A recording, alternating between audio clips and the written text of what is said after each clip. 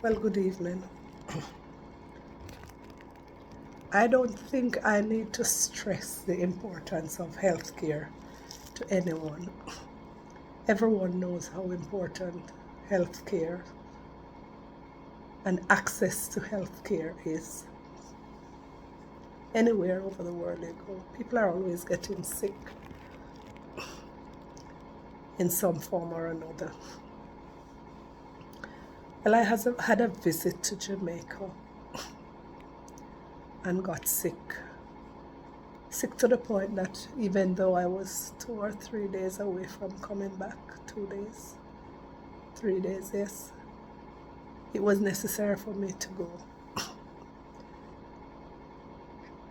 to the ER, which was going to be a hospital, Andrews Memorial Hospital. So I went there, and I'm going to say maybe based on how I was feeling, I didn't notice proper signage to the extent that I went looking around to see someone who I could ask to assist me, point me to where to go. I looked around and then I saw a young man sitting in a chair. I went over and asked him, where do I go to register, whatever. So I went to register. Talking to a guy, I said to him, he asked me about insurance. I said, I don't have insurance in Jamaica because I don't live here. How much is it in US dollars? So he said the visit will be about $6,000. I said, how much is that in US? He says he doesn't know. Point is, I made straight my situation visiting. He then said, okay, go up there. He pointed me to a nurse's station. He said, look there, you'll see a nurse, talk to her. I went to the nurse. She said, with no feeling, no emotion, no nothing, what is wrong with you? So I said to her, I suspect that I might have COVID. So I think I would first like to be tested. When I said that word, the next thing is that she took my blood pressure and she took my temperature. She said, no, you have no temperature. And my blood pressure was up. No, my blood pressure was good. She took me to a room.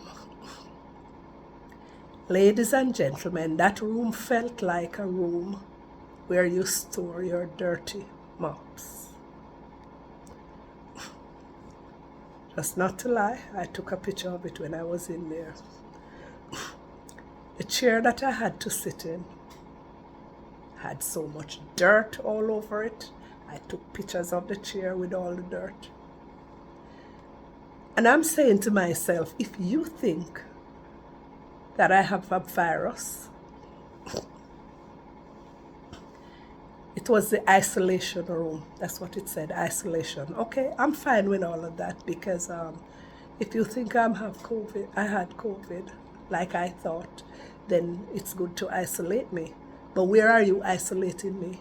In a place that is so dirty?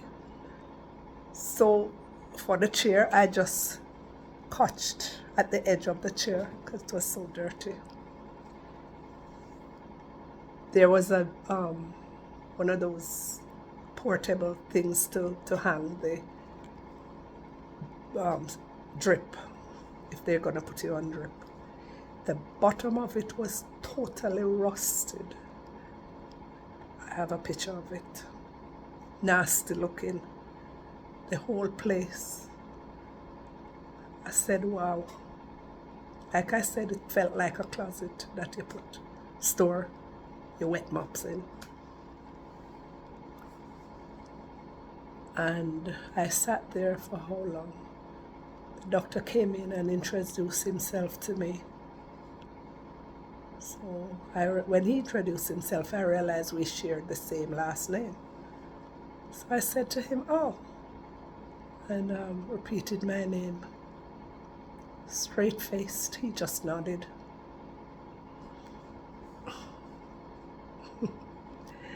Then, so he was talking to me from outside the door.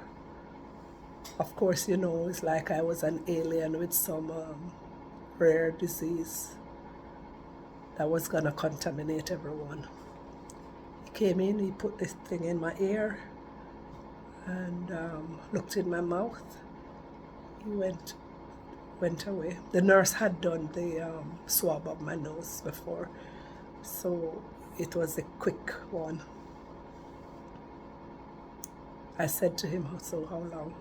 He said, oh, they said 40 minutes, but it's gonna be more than 40 minutes. They said it's quick, but it's not quick. Between you and I, if you know what I know, I have the portable,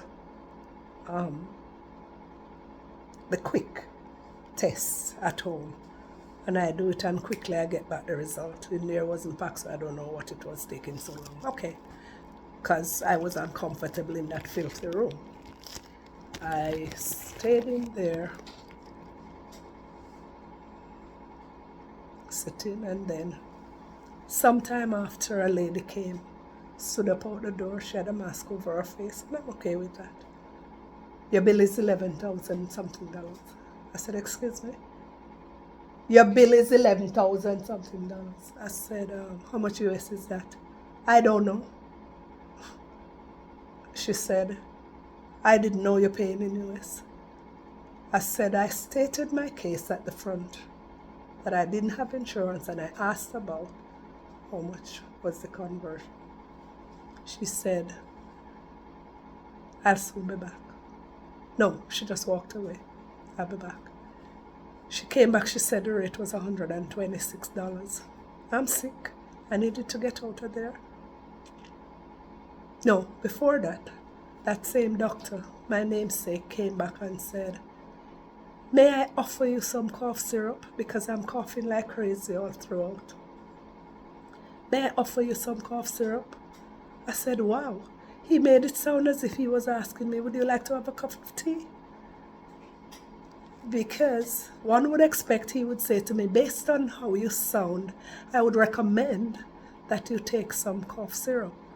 May I offer you some syrup? Okay. May I offer you some cough syrup? I said, okay. Then they came with this cough syrup.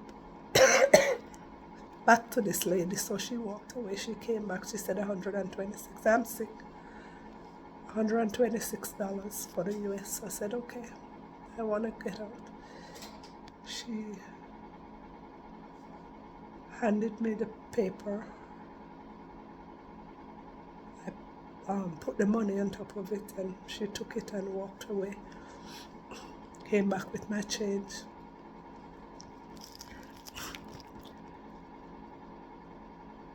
She was so disrespectful in her talking to me, acting as if I'm bothering her.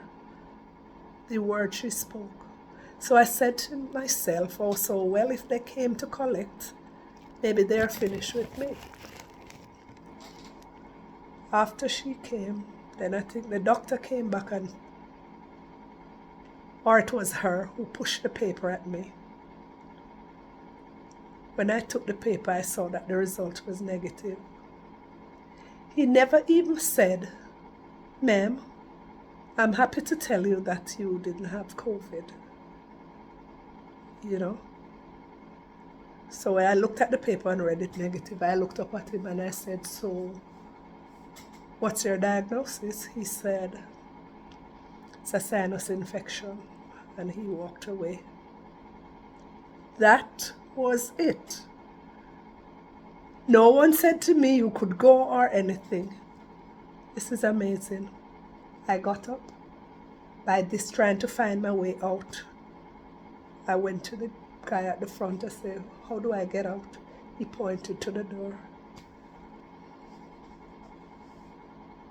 I said to him, do you have a card for the hospital? No, ma'am. I said, I think you guys are going to hear from me. I walked outside, and apparently there was someone outside. I was so distraught, I said to him, I can't believe how this hospital treat people, you know. He was good. He called a cab for me. I said, is this cab company safe? Will I be safe? He said, yes. That's who we really use. The cab came. He opened the door for me to get in. He said, I'm sorry. I was about to tip him. He said, no, ma'am, that's fine. Wow. I got home and I called the hospital the following day. After several attempts to get through to that, I wanted to speak to the CEO's office. The lady who came on, she said, oh, and did you get the name of who? No one introduced themselves to me. I guess I should have been looking at their name tags if they had one. I remembered the doctor because we share the same last name, so I told her. In any case, they should know who was collecting money that night, because like I said, it was sparsely populated. She said to me, oh, I apologize for what you went through. I said, I don't need to hear it from you. I said, I need to talk to the CEO. Because, ladies and gentlemen, it's not about me alone. It's for those who come behind me to get treated like that when you're feeling sick.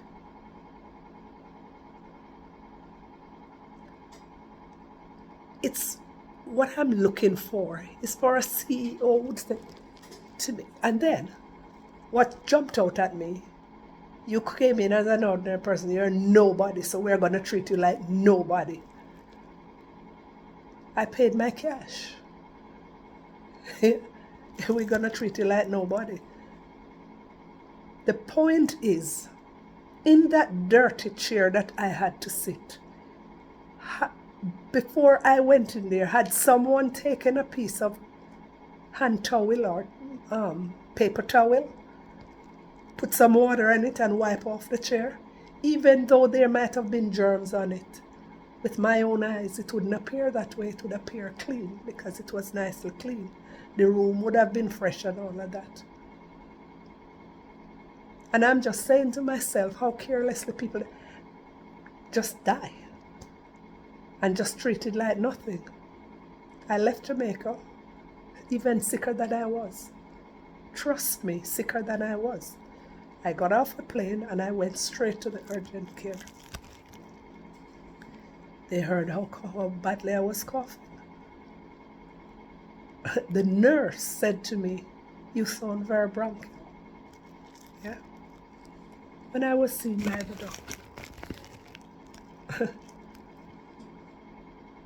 they did a chest x-ray. She said, you know, your chest look good, whatever. I said, what's the diagnosis? She says you have a bronchial infection. Not a sinus infection, a bronchial infection.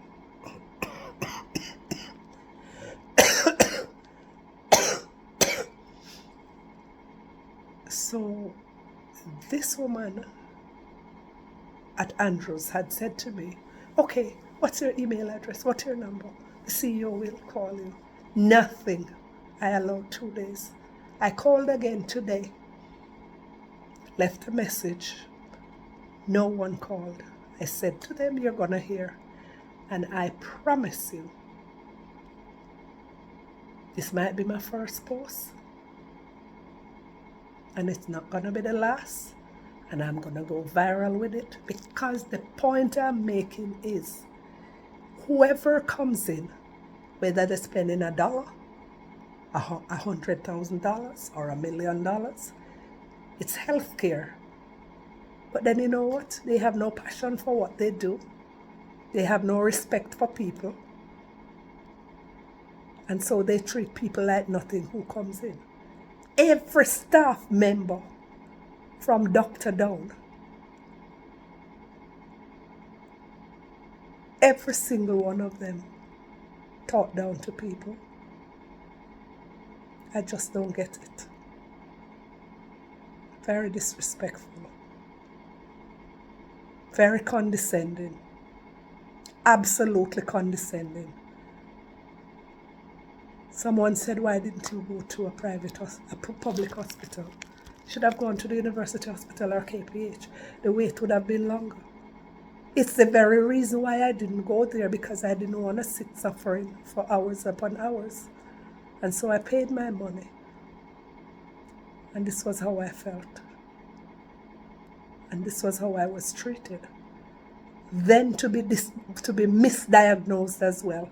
And up until now, not a call from the hospital to say, ma'am, we're sorry about what happened, or let me hear what you're saying. Where is this CEO? I'm saying, where is this CEO? Andrews Memorial Hospital, you fell short, very short, terribly short. And I'm going to speak on behalf of those who will come behind me. You have a name, but you have no game. Bye. And I'm saying to you, my people, stay resilient. Fight a fight when you see a fight that needs to be fought. Be resilient always.